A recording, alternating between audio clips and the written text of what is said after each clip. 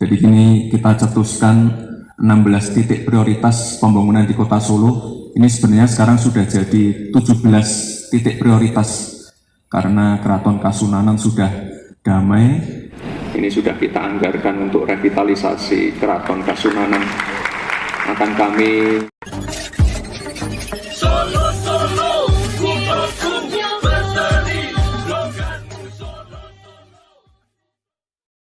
Ini saya cerita saja Bapak Ibu. Jadi ketika saya pertama kali dilantik itu pertumbuhan ekonomi di Kota Solo itu minus 174. Sangat memprihatinkan sekali. 1 tahun kita kerja naik ke angka 4,01%.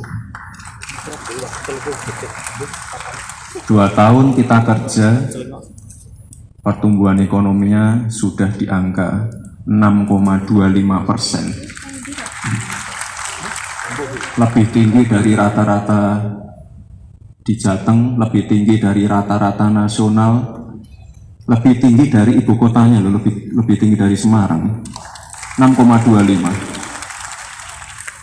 Jadi dan juga di situ juga persentase penduduk miskin, pengangguran terbuka ini sudah berkurang juga. Jadi waktu itu saya dilantik dalam keadaan yang serba chaos. Ini kita ini bukan kembali normal, ini sudah di atas normal karena ini sudah melebihi sebelum COVID. Sebelum COVID itu cuma 5,7 pertumbuhan ekonominya. Mungkin ke video selanjutnya. Bapak Ibu mungkin yang sudah lama tidak balik ke Solo mungkin melihat beberapa pembangunan fisik yang ada di Kota Solo. Ini saya mohon maaf sekali jika berkunjung ke Kota Solo banyak titik-titik yang macet. Tiap hari saya dikomplain, ini kok pembangunannya barengan semua. Pembangunan tidak boleh banyak sekali komplain, kok barengan semua, kok jalannya ditutup semua. Kalau tidak digarap sekarang kapan?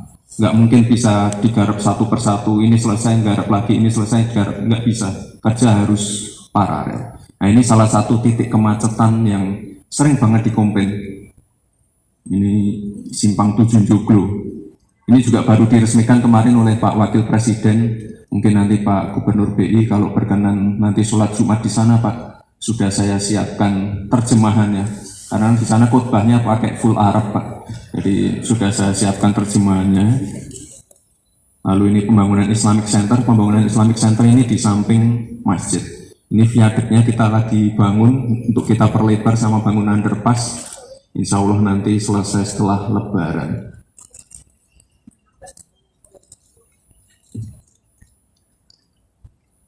Ini Balekambang kita perbarui juga, nanti akhir Desember baru jadi.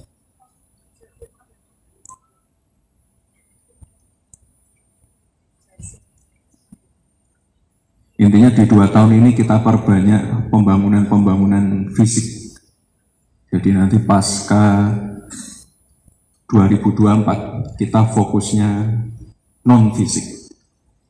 Ini nanti akan saya tampilkan satu video lagi untuk non fisiknya.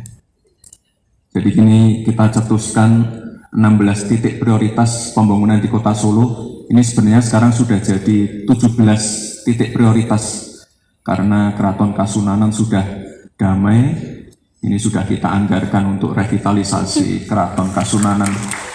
Akan kami revitalisasi dulu yang untuk alun-alun. Alun-alunnya dua alun-alun sekaligus kita bangun. Nah ini ada Solo Safari. Bapak Ibu kalau dulu pernah ke Juruk, sangat kumuh sekali. Isinya PKL sama binatangnya banyakkan PKL ya.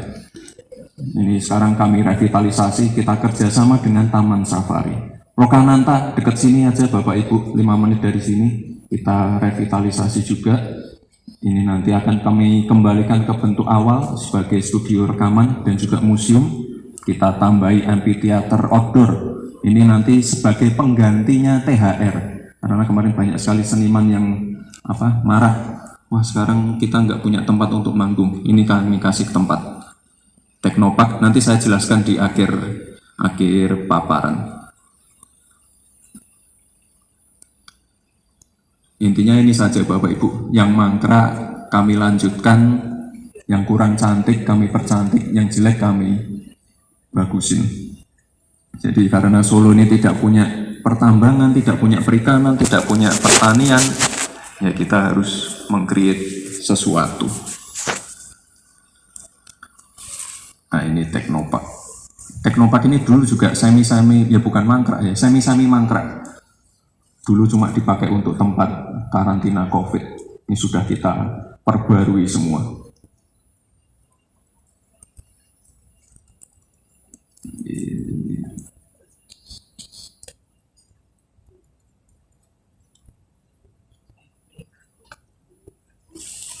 Ini revitalisasi pasar mebel. Ini sebenarnya dari zaman bapak saya sudah direncanakan. Ya, eksekusinya baru sekarang. Karena yang susah pedagangnya. Pedagangnya susah sekali untuk direlokasi. Kalau saya orangnya tanpa ampun, tidak ada kompromi. Pindah ya pindah. Sama ini juga Manan, ini dulu juga kumuh sekali. Kalau Bapak Ibu yang hobinya lari pagi, ini kami percantik juga untuk persiapan Piala Dunia nanti di bulan Mei. Jongke juga kami perbarui. Ini Jongke ini salah satu pasar terame ini di Solo, karena letaknya sangat strategis sekali. Nanti pasar Jongke, pasar Kabangan akan kami jadikan satu. Oh, selamat datang Ibu. Monggo, silahkan. Ini Mangkunegaran kami percantik juga. Bapak Ibu nanti kalau ada waktu makan siang, makan malam bisa datang ke Pracima Twin. Ini dulu bekasnya lapangan tenis.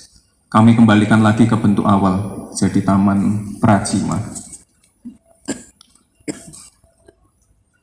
Ini mungkin investasi paling gede ini. Ini Museum Sains dan Teknologi, ini ada di Pedaringan, luasnya 5 hektar. Ini nanti untuk melengkapi apa yang sudah ada di Teknopark. Ini nanti selesainya di tahun 2025. Kemarin kami baru saja groundbreaking. Lalu kita punya PLTSA Putri Cempo juga, ini masih commissioning. Ini nanti akan kami kejar terus, karena apa ya, gunung sampahnya ini sudah sangat-sangat tinggi sekali. Ini untuk menghabiskan sampahnya butuh waktu 10 tahun. Ini kalau tidak dimulai sekarang, repot nanti. Ini kami juga sedang fokusnya mengurangi kawasan kumuh. 2025-2026 ini kami cita-citanya ini apa? Kawasan kumuh benar-benar nol. Ini kami mulai dulu dari Semanggi. Ini dulu kalau Bapak Ibu tahu, ini dulu tempatnya sangat-sangat terkenal dengan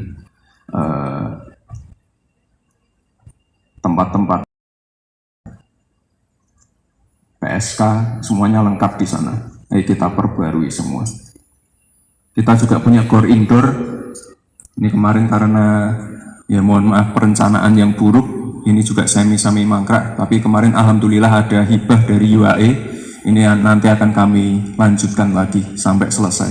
Jadi nanti di sana bisa untuk futsal, volley, untuk konser indoor, semuanya lengkap di sana. Ya, kita ke video terakhir saja. Ini ada suaranya enggak ya? Disinilah awal dari sebuah mimpi bermula. Berangkat dari sebuah visi untuk membangun sumber daya manusia berkelas dunia, untuk menjawab tantangan di masa depan yang penuh dengan peluang. Di tempat ini muncul inspirasi dalam menggali potensi dengan memadukan inovasi dan teknologi, menumbuhkan potensi lokal, mempersiapkan sumber daya unggul, hingga mengembangkan semangat kewirausahaan. Selamat datang di Solo Teknopark, sebuah ruang terbuka dengan ekosistem yang lengkap untuk mewujudkan mimpi bersama. Di tempat inilah kita akan mempersiapkan putra-putra daerah menuju era teknologi, membina mereka melalui kolaborasi bersama dengan entitas-entitas kelas dunia, menyalurkan bakat sekaligus memperkenalkan pentingnya arti kebersamaan. Ini adalah ruang untuk anak-anak muda bisa tumbuh bersama melalui gagasan dan ide. Ruang untuk memupuk ide kreatif dalam sebuah ekosistem agar bisa menghasilkan karya yang membanggakan. Ruang terbuka yang akan menjadi landmark sekaligus kebanggaan Kota Solo yang menggambarkan sebuah kolaborasi dalam membangun generasi.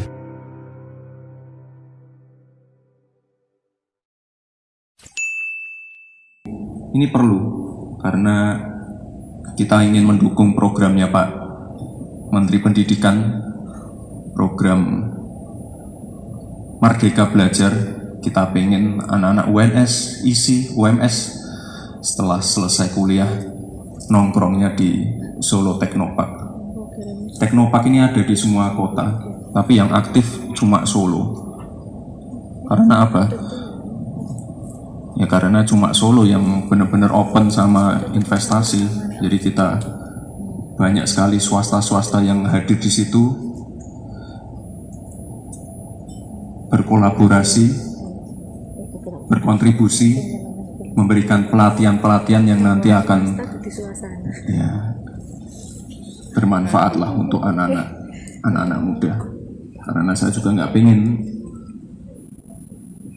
setelah selesai kuliah nganggur. Nah, ini harus kita persiapkan semua. Ini nanti semuanya ada di Solo Teknopark. Kira-kira itu saja Bapak Ibu. Ini nanti mohon arahan dari Pak Ferry. Sekali lagi ini juga pertumbuhan ekonomi yang pesat di Kota Solo ini juga berkat bantuan dari Pak Kepala Kantor Perwakilan BI Solo yang selalu memberikan guidance, dan beliau sangat aktif sekali untuk melakukan digitalisasi di pasar-pasar tradisional kami Pak. Ini penting sekali terutama pada masa-masa COVID kemarin. Kalau kita tidak go digital ya kita mati Pak. Itu saja Bapak Ibu. Sekali lagi Bapak Ibu, para alumni SMA 3 yang sudah tidak lama berkunjung ke Kota Solo, silahkan nanti mampir ke spot-spot baru yang ada di Kota Solo. Insya Allah nanti Insya Allah tidak mengecewakan karena 16 titik yang saya prioritaskan ini adalah bangunan-bangunan yang monumental, landmark Kota Solo yang baru, dan saya yakin ini pasti nanti diingat 20-30 tahun ke depan. Nanti PR-nya adalah tinggal mengisi konten-konten yang ada di dalamnya. Oh ya, ini ada Bu Panglima. Saya nanti juga siap Bu, Solo Teknopark untuk berkolaborasi dengan SMA Dirgantara. Ini nanti monggo nanti saling berkolaborasi. Yang jelas Solo ini sekarang semakin dinamis, kita semakin open untuk investasi, semakin open juga untuk kolaborasi dengan semua pihak. Kita juga sedang membuat ini, UPT aset. Jadi kita lagi mau kenceng-kencengnya privatisasi aset yang ada di Kota Solo. Mungkin nanti yang paling dekat adalah privatisasi kompleks Manahan Solo. Ini biar dipegang perusahaan swasta, biar lebih dinamis. Soalnya kalau yang pegang dinas, yang pegang orang birokrat, gitu-gitu aja, monoton dan business as usual. Saya paling benci itu. Oke, matur nuwun.